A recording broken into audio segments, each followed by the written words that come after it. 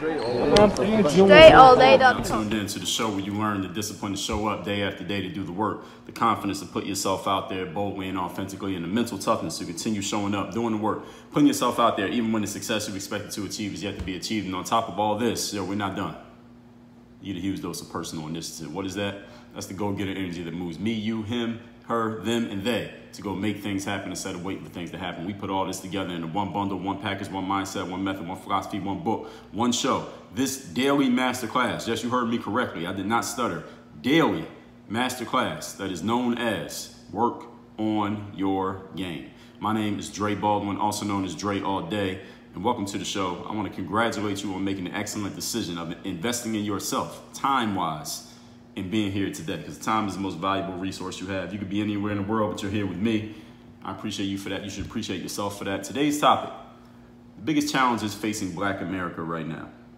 Now, this is not a political topic, so whenever this comes out, it might come out around the time of the 2020 general election for the president. This is not about whoever is running. It's not about what side you happen to be on. And this episode, even though it is about Black America, those of you who are not Black Americans, you should still listen. And listen, you can challenge me on any point that I make. As I've said this many times, I wanted to make sure everybody here is clear. All right, this show right here, Work on Your Game, all right, I am technically preaching to the choir because I'm talking to people who actually want to work on their games. But at the same time, within that, I am not giving you a subscription for how you need to think or what you need to believe. I'm going to tell you what I think and what I believe, and I build my case. I support. I offer supporting information, evidence, examples, points as to why I believe what I believe. And if you want to challenge me on any of these points, please do so. You can hit me by email. You can DM me on any platform. You can @reply me on any platform and challenge me on anything that I've said on any of these points. But understand something. If I offer you the respect of allowing you to challenge me, then I'm going to ask you to offer me the respect of anything you challenge me on. You got to come correct with some actual substance, the same way that I'm coming with substance every day on the show. Okay, not a 280 character tweet or not a link to some article that you don't even know who wrote it, that you might not have even read. You come to me with some actual substance. So the points that I'm about to make here today, before I even get into it, I had to throw that out there. And that's for any subject, any topic that I've ever put out on this show. You can challenge me on anything that I've said here. I'm interested in conversation with people, especially when somebody disagrees with me. As long as everybody keeps it above board and keeps it respectful, I'm 100% open to that. Unfortunately, when it comes to the topics of politics, which I don't really talk about like that, and race, which I am willing to talk about because everybody has a race and everybody has something to say on the subject of race. No matter what it is you have to say, nobody's impartial when it comes to the topic of race. Some people don't care about politics. They don't really they're not strongly on any side and don't really have any strong opinions. For example, me, I don't have any strong political opinions. When it comes to race, I do have some opinions. And today I'm going to give you some opinions. I'm going to give you some examples. I'm going to give you but I'm going to give you substance. Whether you agree with my opinions or examples or not, whether you have your own counterpoints, opinions, and examples, that's also fine. But I'm going to tell you where I stand. Today we're talking again, the biggest challenges to Black America right now in the fall of 2020 is when I'm recording this. So things could change if you're listening to this at a different time. Since there are many opinions on this subject, there will always be many opinions on this subject. I want to clear some things up and share with people what I feel the biggest challenges are and what I also feel. I'll tell you up front that the biggest challenges that I see to Black America are not the things that what I've heard many people, whether black, white, whatever, thinking are the biggest challenges to Black America. Let's get a couple things out of the way right up top so you know what I'm not going to mention here today. I got 1, 2, 3, 4. I got 4 points here. 4 things that I think are the biggest challenges to Black America. None of them is the police. That doesn't mean that I think the police are perfect. None of them is Donald Trump. That does not mean I am endorsing, nor do I believe Donald Trump is perfect. It is not the wealth gap, even though the wealth gap does exist, and that doesn't mean that I am endorsing the fact that the wealth gap exists. That's a whole different conversation for a different day. None of those is the biggest challenge. None of those is even one of the top 4 biggest challenges to Black Americans. Now, those of you who have never heard me before, you may have been attracted to this episode like moths to a flame because you saw as a Black person talking about the biggest challenges to Black America. Maybe you're listening because you're open-minded and looking to hear some interesting conversation. Maybe you're listening because you are a online race hustler and you're just looking for something to grab a toehold of that you can use to I don't know, try to troll and attack a person because they have an opinion that differs from yours, or if you're that person, you're an idiot, get the fuck off my podcast. Now, we got that out the way. What I'm going to share here today, again, for those who are not familiar with me, and those of you who are, actually, I'll say this again, I will say this many times again in the future. This show, Work on Your Game, this whole philosophy, actually, not just the show, is all about, first of all, we always start from the inside out, okay? Inside out. The show is discipline, confidence, mental toughness, personal initiative. None of those have anything to do with anybody else other than the person in the mirror. All right, you can develop all those on your own. So we always work from the inside out. Whenever there's a challenge, whenever there's an issue, something to be fixed, we understand. If you are following the Work on Your Game philosophy, you understand that the starting point of fixing any challenges that you have, any frustrations, any issues that you have in your business, life, career, whatever, always begins with what you can do, where you can be held accountable. Now, does that mean that everybody else in the world is perfect and that there could not be another person at fault or someone else that needs to do something or someone else who needs to fix something as far as it concerns your situation? Absolutely not. Yes, somebody else could be involved. Yes, somebody else may be at fault. Yes, somebody else may need to be held accountable. But understand, we can't control somebody else. We can only control ourselves. So when I say the biggest challenge is the Black America, I want Black Americans know. And those of you who are not Black Americans and you are listening, you should still listen to this episode. And you can check me. Also, if you think I've said something that ain't true, you can check me even if you're not Black on this. The biggest challenges of the Black America are all fixable from within Black America. Not from the government, because the government is not Black America. Not from the president. I mean, we had Obama, but besides him, for the most part, president is not Black America. It is not the police. Now, there are some Black police, but no, it's not about the police. It's about what Black Americans need to look at and do for themselves. All that being said, let's get right into it. Point number one. Biggest challenge, topic again, biggest challenge is the Black America. Number one is the lack of two-parent homes. The lack of families that have two parents in them together. Now, there is an author that some of you who are well-read, you know of this gentleman. It goes by the name of Thomas Sowell, S-O-W-E-L-L. Those of you who have never heard of him or are interested, I suggest you look him up. Just look up the name on YouTube. There are many videos where he's being interviewed, long-form interviews, like 30 minutes, an hour-long interviews of very interesting stuff. Where Thomas Sowell is a Black man. He's probably, as of this recording, I believe he's 90 years old, either 80 or 90 years old. This guy has been in the publishing world since I believe the 60s. And he writes a lot of stuff on economics, on interracial relations, on schools, on the income gap, on wealth gap, on inequality, on social justice, on all these things that have become hot topics over the last 6 months. Thomas Sowell has been writing and talking about these things for decades. Now, you may be asking, well, he's been talking about it for decades. Why have I never heard of him, Dre?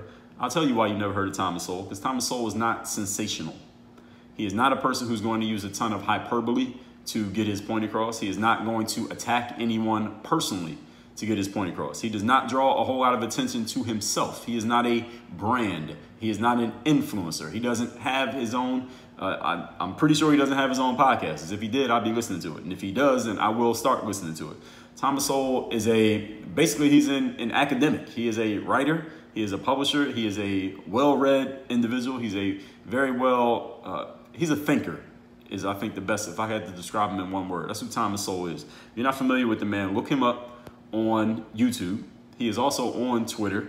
He is on, he has several books. I think he's written probably 20 books, and you can read his books. I've read a couple of them. Most recently, one called Black, Rednecks, and White Liberals. It's a very interesting book about interracial relations and how many aspects of Black culture have become what they are to the detriment of Black people. We're going to get to that later on in this episode. But anyway, Thomas Sowell talks about this concept of the lack of two-parent homes. How, even after slavery, in the century after slavery and after slavery, during Jim Crow, all this period where Black people did not have civil rights, before the civil rights movement, before the 1960s, Black families, two-parent Black families, were at a higher percentage during this century after slavery and before Black people had civil rights than they were several years after the civil rights movement. And it's not because, I want to be clear, it's not because of the civil rights movement. It's because of a whole lot of policies put in by the United States government, specifically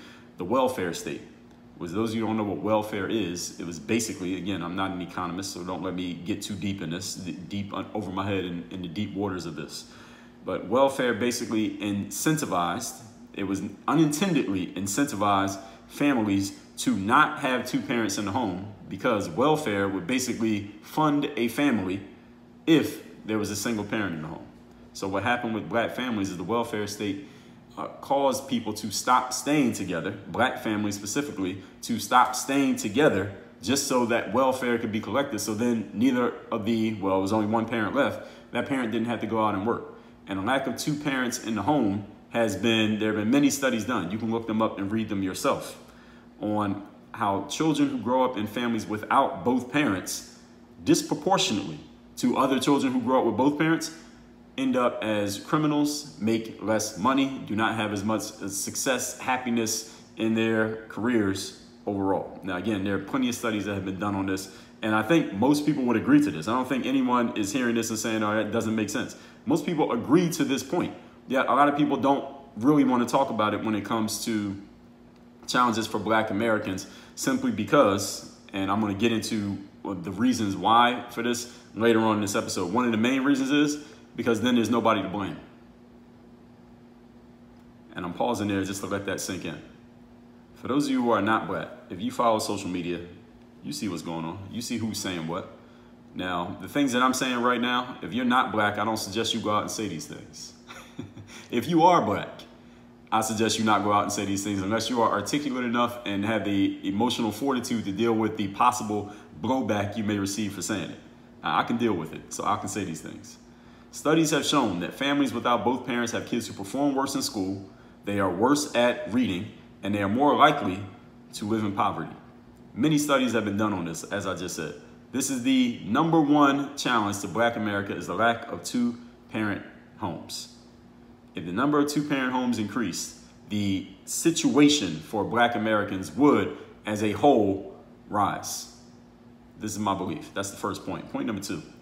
Today's topic is the biggest challenges for black America right now as of fall 2020. Again, this is subject to change. Number 2, some popular elements of black culture. Again, some popular elements of quote-unquote black culture. I'm putting black culture in capital letters. What some people call the culture, okay? And some of you who are not black, you think this is black culture. The popular parts that you see on social media and from certain entertainers and influencers, etc. Some of these elements celebrate ignorance and vilify intelligence. Now, I want y'all to understand something. I grew up in a family with two parents. When I came home from school, or when I woke up and went to school in the morning, there was a parent, at least one parent that I would see. When there were parent-teacher conferences, I had a parent or parents, plural, going to those conferences. If whoever I was hanging with, my parent or parents knew about it. I'm telling you all that to tell you this. When I come across certain elements of quote-unquote the culture for black people these days, such as certain parts of hip-hop music, certain things you see on social media, certain ways that people talk, certain ways that I can talk, maybe that I don't talk most of the time when I'm on this mic, and maybe if I meet you, I might not talk that way, depending on who you are and what we're talking about. I can partake in certain elements of quote-unquote the culture, but not become the culture, if you understand what I'm saying. I can listen to some ignorant shit in music, know all the words to it, but it doesn't mean I'm gonna go out and try to live it. I can listen to 50 Cent talking about shooting people, it doesn't mean I'm gonna kill anybody. I can listen to Jay-Z rapping about selling drugs, doesn't mean I want to become a drug dealer. I can look at somebody who is conducting themselves in a certain way that is not, I wouldn't consider very respectful, not in a way that I think represents the culture very well, and I can see them flouting it as if they're touting it rather, as if it's something to be proud of. And I can see people who are not of our culture being influenced by that and thinking, okay, well, I guess this is what it is. I guess this person's representative of the culture. I remember when Joe Biden was in his presidential campaign, he did an interview with Cardi B. Of all the people that Joe Biden could talk to get his voice heard by the culture, he reached out to Cardi B. And I'm not mad at Joe Biden for doing it, because Joe Biden all he did was simply take a look at the landscape. He said, who is a person that has these people's ears? Oh, Cardi B. Now, do I think Cardi B is representative of the culture? No, I don't. Do I like Cardi B's music? Yes. Can I listen to Cardi B's album? Cardi B's album is actually a little bit better than I thought it would be. It was actually significantly better than I thought it would be. But I still, at the same time, think some elements of Cardi B's representation and the way that she talks and presents herself gets celebrated in our culture by people, follow me here, by people who didn't grow up with both parents in the home. Therefore, they look to these influencers and celebrities as people that they should be following these people's leads. Like, okay, I see how Cardi B's representing herself. Look how many followers she has. Look how much money people say she makes. I guess if I take some elements from Cardi B, I could become successful just like her. This is what happens when you grow up without both parents in the home. I'm not saying that applies to everyone, okay? When you grow up without both parents in the home, when you grow up without strong adult influences, your influences become whoever looks like they are successful. And some of the people who look successful or presented as successful in our culture, black culture, have some elements of their representation that if most other people copied those elements, it would not take them to success. Someone becoming a famous rapper or a famous athlete is an outlier. Now, most of us are not going to become famous rappers or famous athletes, no matter how much we are influenced by those people. So when these people from our culture are put out front of us as this is a representative of our culture, when Joe Biden said, okay, who represents the culture? Who has their ear? Who has their eyeballs? It's not Joe Biden's fault. He didn't declare that Cardi B was the one that had everybody's eyes. He noticed that she was the one who had everybody's eyes. It has nothing to do with Joe Biden. He's an old white man. He ain't got nothing to do with this. It celebrates many of these elements, celebrate ignorance and speaking, not knowing how to speak properly. I am capable of speaking improperly depending on who I'm talking to and where I'm at. But I'm also capable of speaking properly depending on who I'm talking to and where I'm at. I'm capable of being very ignorant, okay? You know that? See, I'm a black man. I think all of you know that. But I'm also capable of being an N-word, if you understand what I'm saying. All right, I have both sides to my personality. Some of you have never seen the other side, but it's there, and I can use it when it's necessary, if you understand what I'm saying. But the N-word side of me understands that that side needs to go in the closet when it's time for me to conduct business. Because to conduct business, I do better using the black man side of me, if you understand. Everybody, you all understand exactly what I'm saying, even if you're not black. If you're black, you definitely know what I'm saying. So anyway, as I'm saying here, many elements of black culture celebrate ignorance, and it vilifies intelligence. Being smart is not looked at as cool. It's becoming more cool these days. Because back in the days, in the 90s, those of you who are old enough to remember, doing good in school sometimes will make you a target. You were the nerd. You were the geek. Nowadays, being a nerd or a geek is a cool thing because Silicon Valley has elevated the geeks and the nerds. These are people who are making a lot of money. They're very successful. People want to be around them. And social media is dominating media, period. Social media is the biggest form of media we got. Bigger than newspapers, bigger than TV, social media. And who runs social media? It was put together by a bunch of geeks and a bunch of nerds. And back in the 90s, geeks and nerds were targets. Geeks and nerds were the derogatory terms given to you if you did too well in school, if you did better than other people. The people who were dumb and the people who didn't do well in school and didn't do their schoolwork and didn't listen to the teachers, these were the cool kids. And again, those of you old enough to remember, tell me if I got this wrong. The majority of what we hear again, is starting to change a little bit, but really, not really, actually, when I think about it. Maybe the content is changing, but the overall message, when it comes to a lot of rap music, at least the rap music that gets censored with the parental advisory labels, now, most of the stuff being talked about in that music is disrespectful to women. It uses derogatory terms against men and women.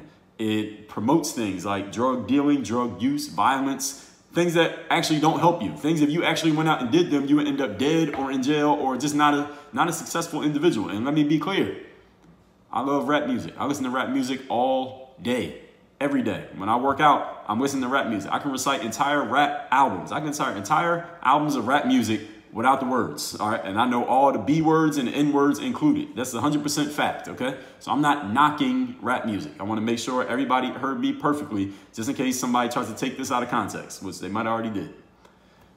The thing is with me, because I have that home training, because I grew up with two parents in the home, I had strong adult figures around me, and I also had the maturity, I know how to enjoy the ignorant aspects of our culture, but at the same time, not go out and try to live them out. And there's a huge difference between the two. I know people I know personally who enjoy these elements of the culture the same way that I did, but they did something that I didn't do. They went out and tried to live out those elements of the culture. And some of them met ends that are not fortunate. Let's just put it that way. Some of them are still out there, still living out these elements of the culture because this is what they were indoctrinated to do. Not everybody's capable of making those decisions when they're exposed to these influences. I can enjoy the influences, but not partake. I can enjoy it, but not try to become it. And there are other people who enjoyed it and then they try to become it. And some of them succeeded. The problem is most people who succeed in becoming these elements of the culture, most people who succeed in living out 50 Cent's music actually die. All right, they don't survive the 9 gunshot wounds and make an album about it. Most people who succeed in living out Jay-Z's hustling days end up in jail. All right, they don't become the hustler who got away and end up marrying Beyonce and becoming a successful business mogul. Most people who succeed in living out, I guess what you want to call Cardi B's lifestyle, I don't know her story as well.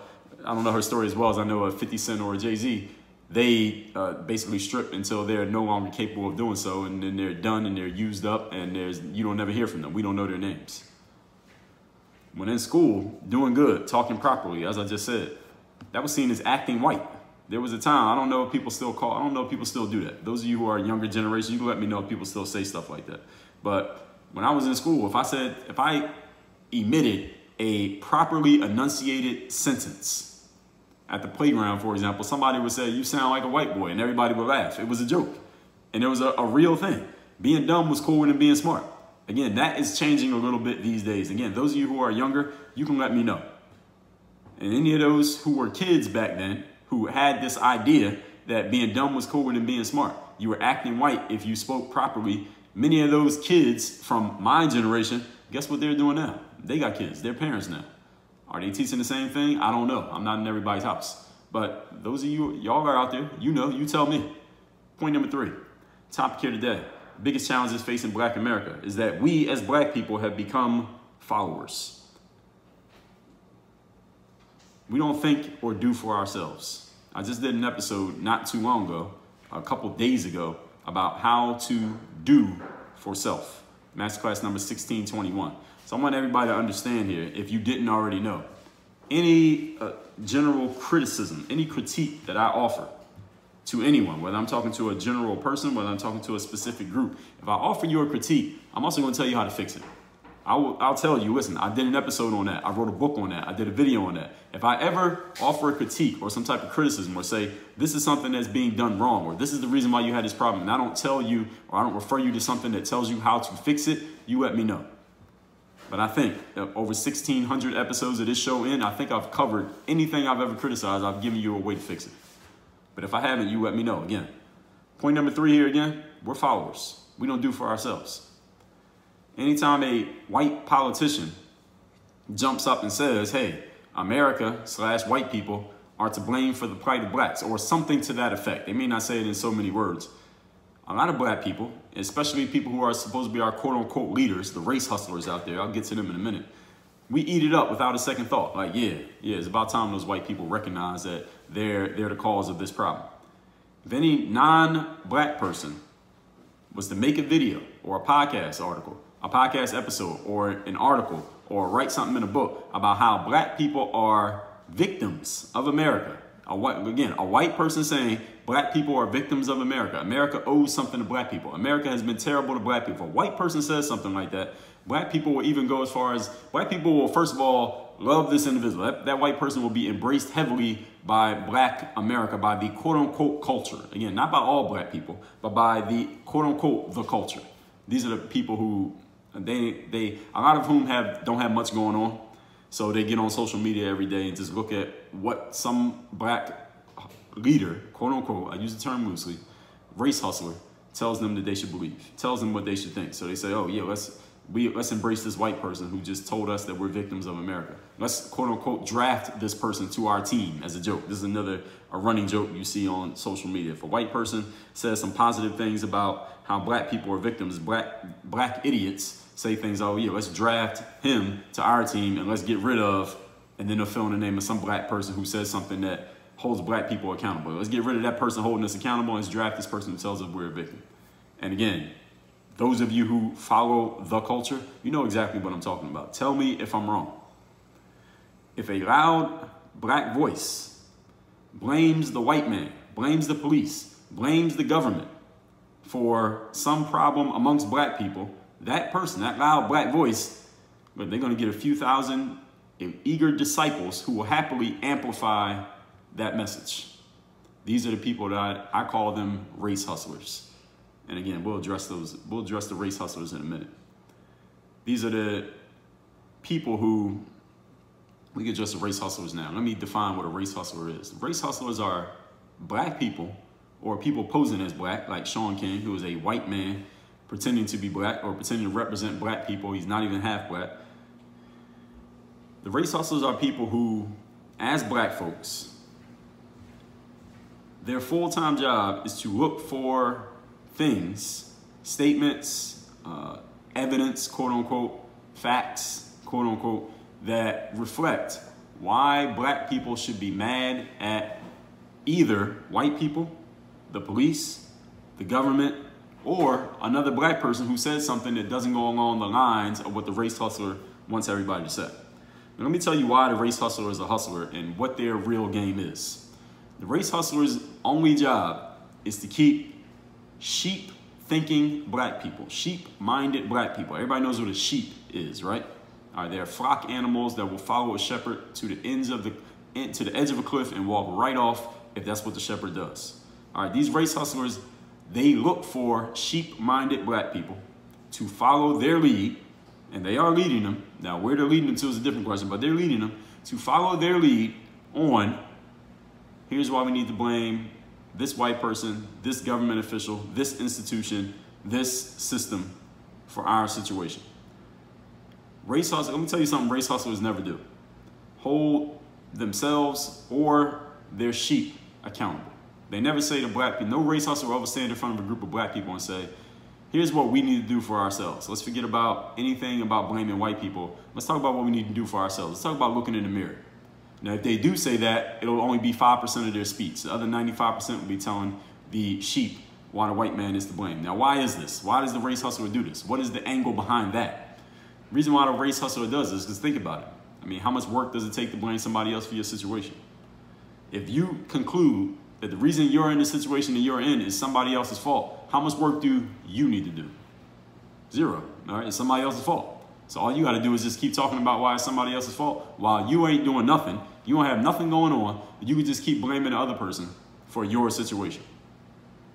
This is what a race hustler does. This is why they are a hustler. It is a hustle to keep the sheep in this mental prison of believing that they're owed something, that they are victims, that they have been attacked and used up, and the system has just made everything hard for them as black people in America. And the race hustler's job is to keep the sheep thinking what the sheep think. I'll tell y'all something interesting that happened about 2-3 weeks ago. I was going through the comments, the new comments that I had gotten on YouTube. I check the comments consistently. And I did a video titled, "We Are Not Victims." And this was actually, I also did an episode on this exact subject back in May. The title was episode 1524. We Are Not Victims. This is probably maybe closer to June than it was May.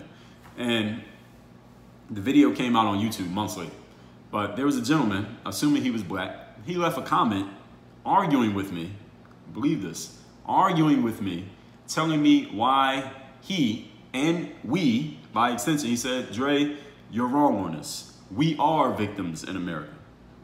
And he started listing all the reasons why I should change my mind and believe that I am a victim in America.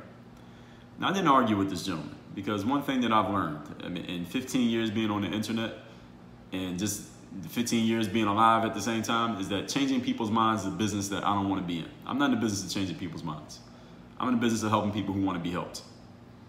This gentleman had convinced himself and was trying to convince me that he and I were victims in America. And he had all these generalizations about things that happen to black people that make us victims. And I responded to his comment and said, well, listen, it sounds like you have convinced yourself that you are a victim. I told him he should make his own video and let the world know why all us black people should be victims. I mean, it sounded very ridiculous to me, but He clearly believed what he said. It was with full conviction, at least the way that it read, that he really believed this. And that's fine.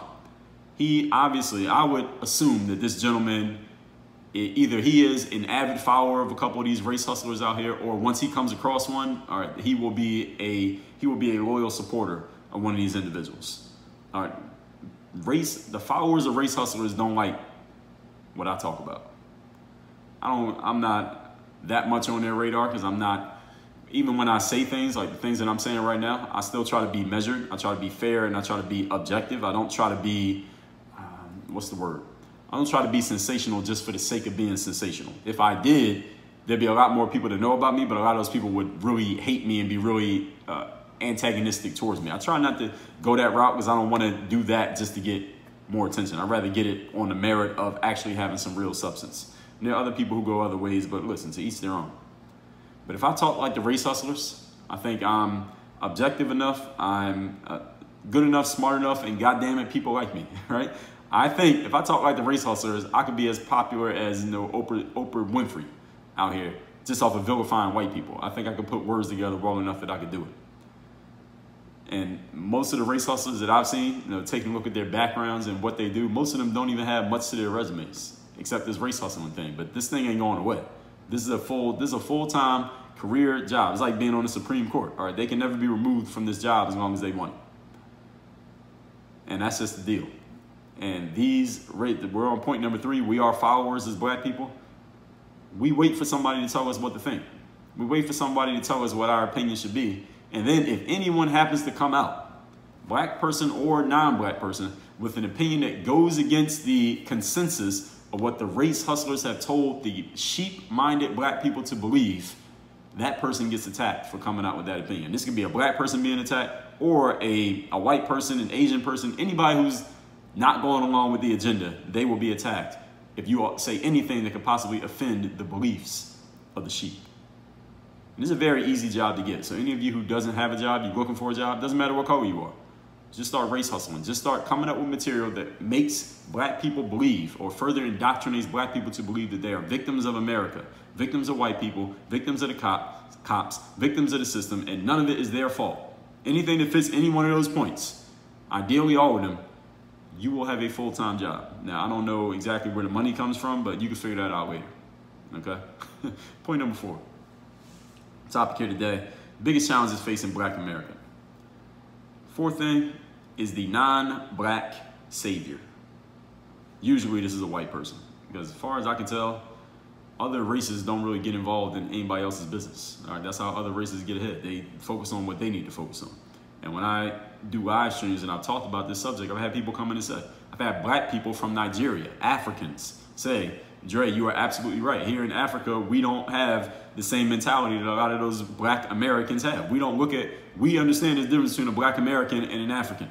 All right, there are African people who have said this to me. People in the Asian cultures, people from different European backgrounds. None of them get in other people's business. But here in America, white people, and I'm not talking about all white people. If you happen to be white, listen to this. I'm not talking about you personally.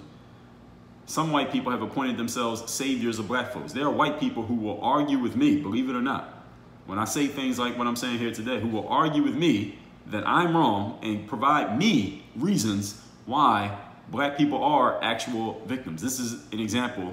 This person I'm describing, this is the non-black savior. This is the person who is arguing and indoctrinating black people to believe, yes, you are a victim. Yes, it is America's fault. No, it is not you that needs to hold yourself accountable or responsible. No, it is not your fault. And any black person who tells you it's your fault, that you need to hold yourself accountable, they're wrong. And I'll argue against the black people on your behalf, and I ain't even black. Believe it or not, a lot of these people exist. Most of them don't listen to this show. Now, this goes right along with the previous point. I've seen many black people, not all black people, I got to keep saying that, look outside of ourselves for both blame and help. So we blame the government, the president, the cops, the system, and then when we want help, we look outside of ourselves. And then we want praise, we look outside of ourselves. It's never looking in the mirror. We're always looking out the window, but never looking in the mirror. I did a whole episode on this exact topic, the mirror and the window. This is a concept of leadership. That's masterclass number 1153. In any episode that I'm mentioning here, if you go to dreallday.com/ then just put the number of the episode, you can listen to it. That's dreallday.com/ put the number of the episode and then put a little dash right after the number, no spaces. You can pull up any episode that I mentioned here, okay? As I was saying, many prominent black people have, and some of these people are race hustlers. Some of them are not race hustlers, but they were doing some race hustling when they did it. You understand what I'm saying? You might not be a race hustler, but you were doing some race hustling. Prominent black people, people with audiences. They don't have to be famous, but you have an audience, so you're prominent to a certain pocket of people. Since the social unrest began in the summer of 2020, started in the spring of 2020, started pushing and pressuring white people, business owners, prominent people, companies to quote unquote do more, close quote, for black people because they owed it to us. My answer to that is bullshit. I don't think anything is owed to anybody.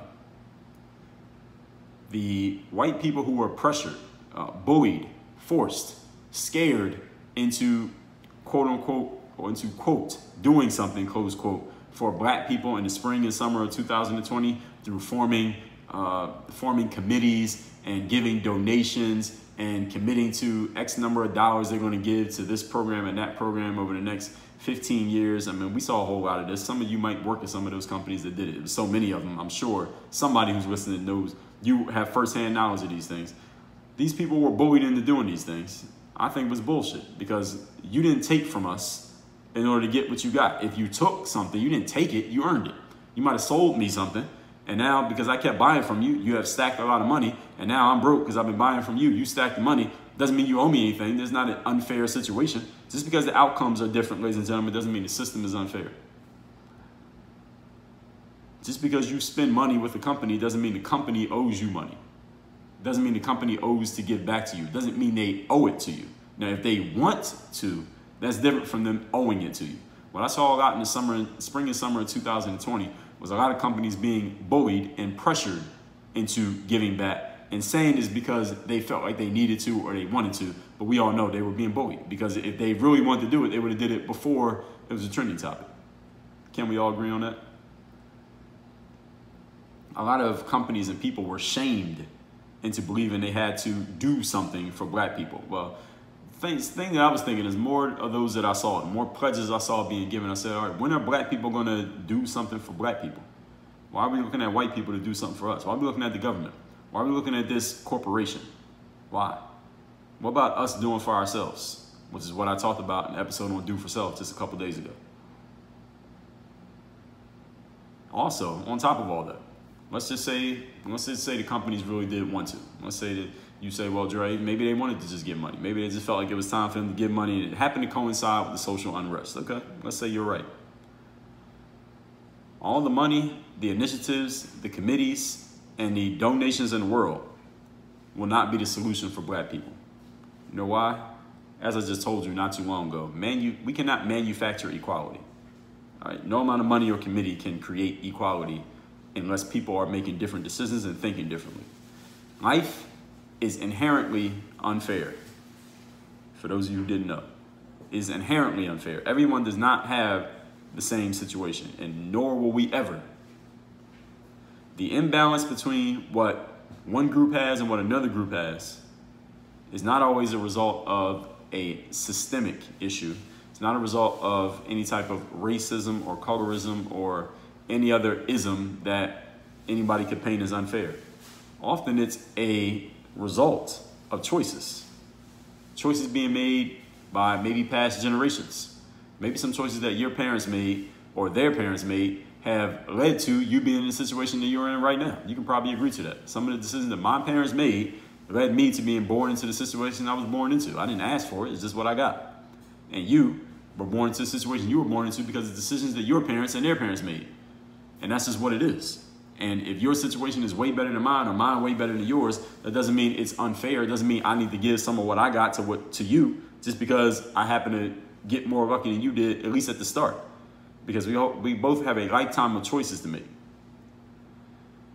So I believe, just so I'm on the record, that the difference in outcomes for people in life is generally a result of the choices those people have made rather than the systemic setup that those people were born into, or they fell into, or they were walked into. And why do I believe this? It's not that I am denying that there are systems in place. It's not that I'm denying that there are some things that could be better about the government, about politics, about the police, about many other aspects of life. There are things that could be improved. That's 100% true.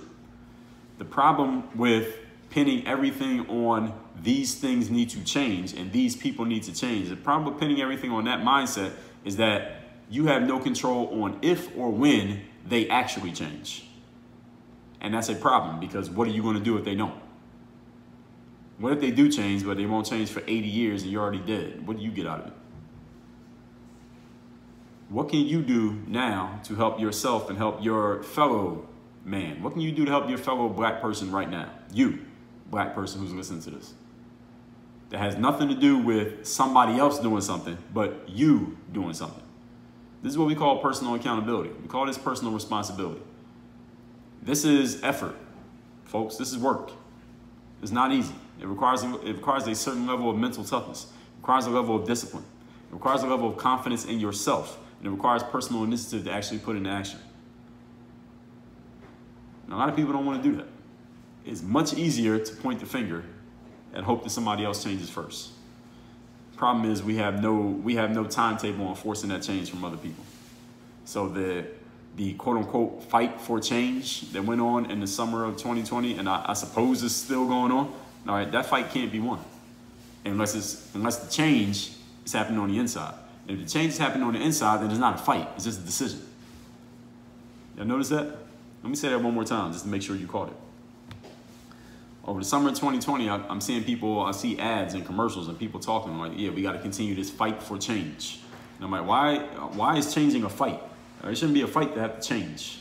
All right, if I want to change, I'll just change. I'll just make a decision. All right, I'm going to change. Now, let's do it. What do I got to do to change? I don't have to fight to change. If you're fighting for change, that means you're trying to force someone else to do something that they might not want to do. That's why it's a fight. Now, if they want to change, then you don't have to fight. They'll just change. But the fight for change, the very concept, the very wording of the concept suggests that you're trying to force something out of someone that they don't want to have come out of them. So what if you lose the fight? Then what?